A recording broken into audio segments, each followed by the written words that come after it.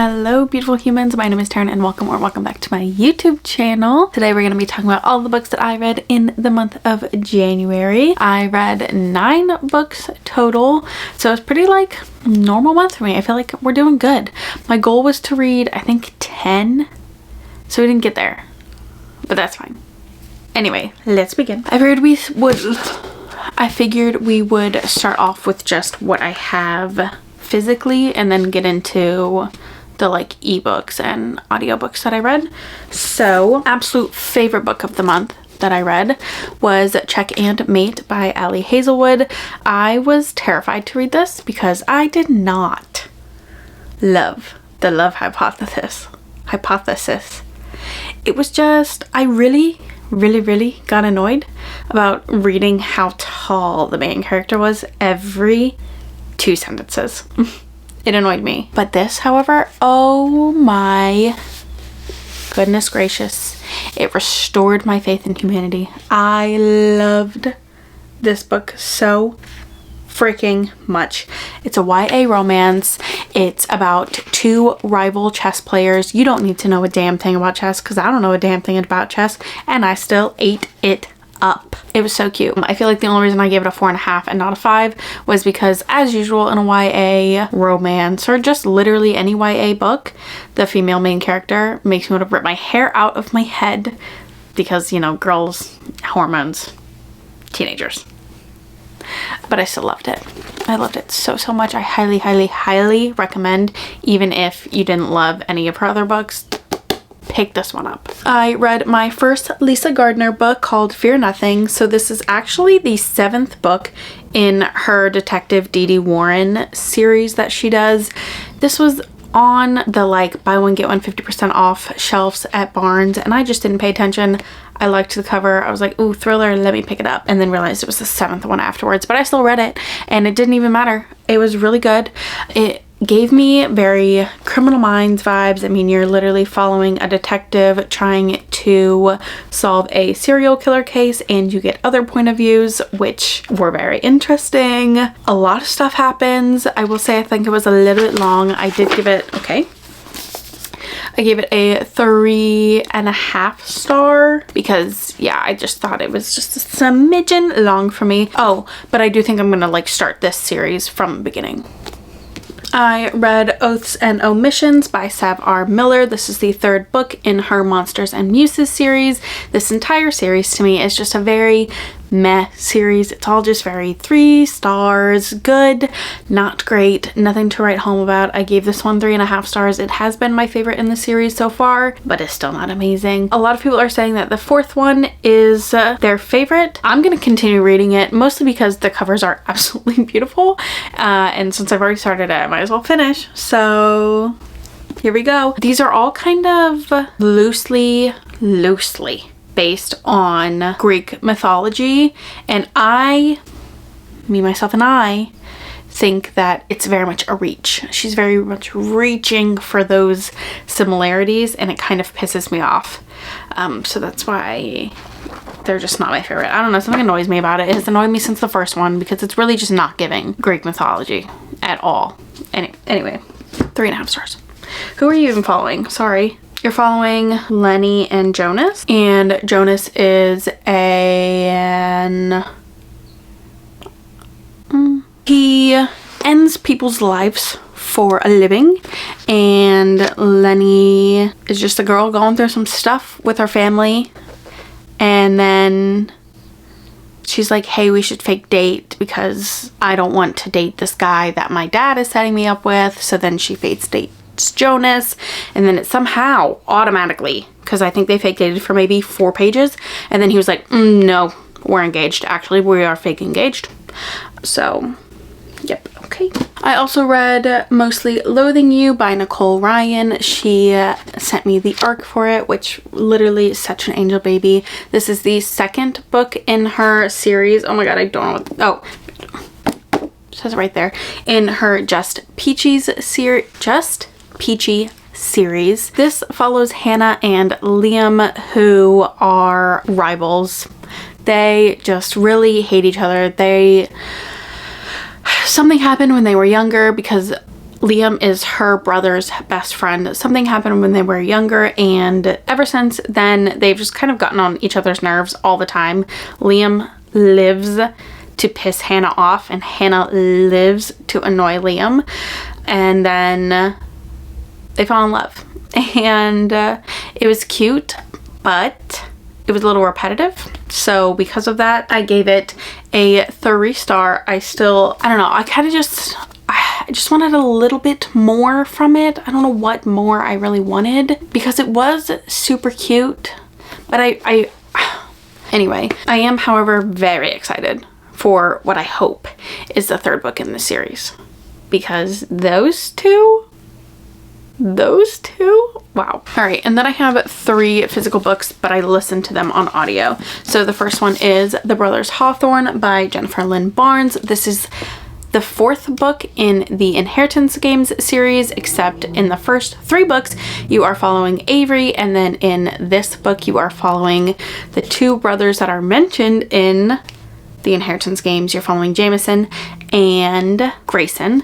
They're 2 very completely different storylines. Jameson is doing one thing, Grayson's doing the whole other thing, and I cannot tell you how much I loved Grayson's point of view. Like, I need Jennifer to write an entire series solely based on what Grayson had to go through in this book and the characters that we get to meet and all of this stuff. I loved it so much. I give this 4 stars.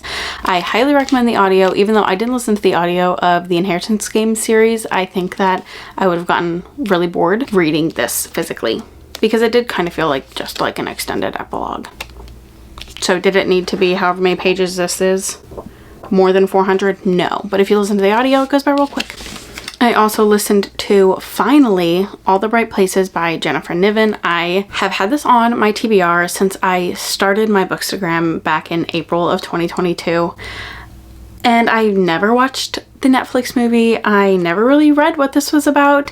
And I don't think that this was a point in my life where I probably should have listened to it, read it. But I did, and I sobbed. It hurt so much. Whoever recommended this to me, you're dead to me. Ow.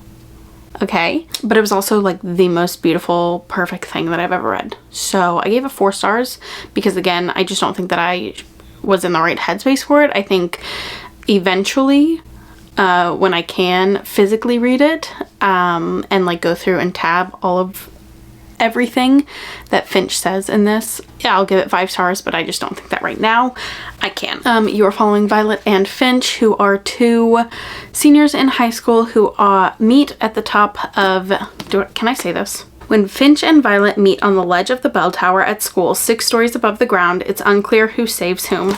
And I cannot continue to read that because I will cry just thinking about it. So, 2 teenagers that are going through very, very, very hard times in their lives, and they help each other. And the last audiobook that I listened to was Love Lists and Fancy Ships by Sarah Granda Ruiz, and I gave this a 3.75 star. I thought it was adorable. It was such a cute read. Did I give it 3.75? I might have given it 4. I might be lying to you. No, I gave it 4 stars. I lied to you. This has no spice in it at all, so if you are a girly who just loves a cute romance, and this book is for you. Also, if you're a girly who likes spice, I think you should just read this anyway because it was absolutely adorable. Their banter, it's not even banter. I can't say that it's banter. It's not banter. It is just flirting. Like the just most adorable flirting. Like you can feel the reason why she has a crush on this guy. It is so adorable. And then there's like a family aspect of it. I think this is more or less, I think this is less romance, more woman's fiction, in my opinion. It was cute. And oh my god, do I need the second one? Like, I need air. And I know it's already out. I just need to go to the bookstore and buy it. But I need it.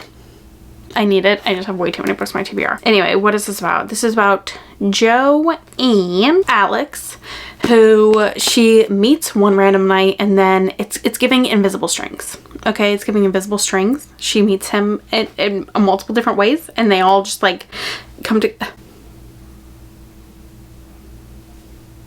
Anyway, they end up working together. They end up living in the same like God, I don't even want to tell you that. Yeah, I'm just going to tell you that Joe meets Alex and their friendship blossoms into more, and it's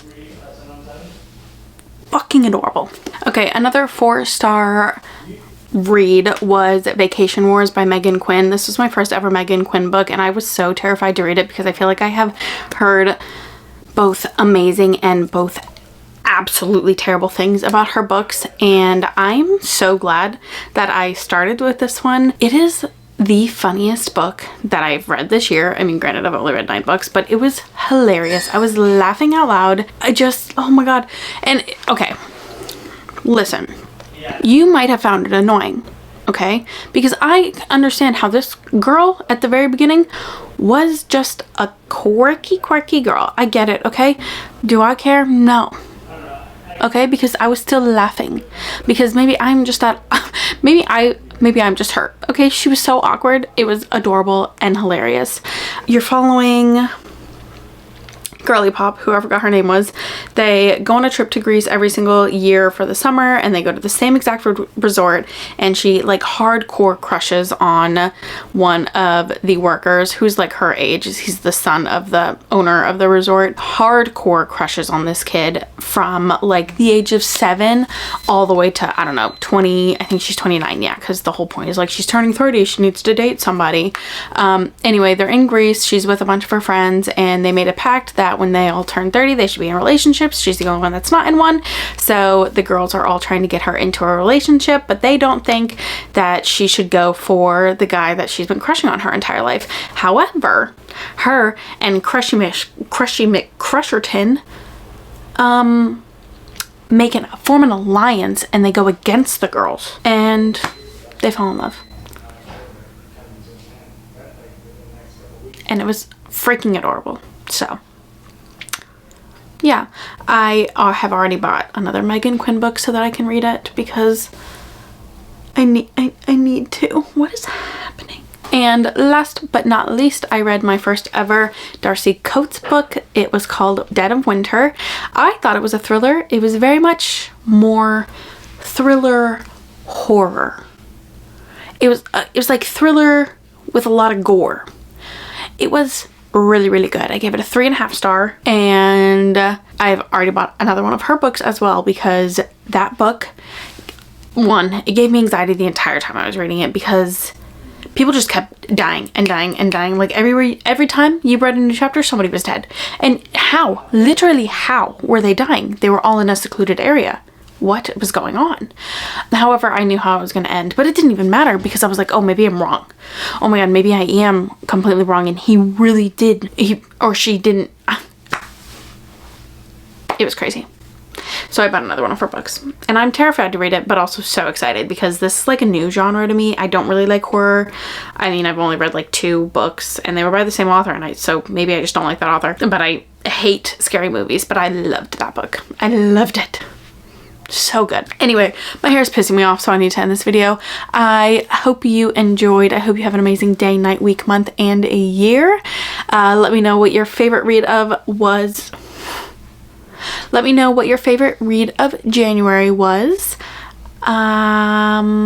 Make sure to like, comment, subscribe, and hit the notification bell. I love you. Goodbye, beautiful humans.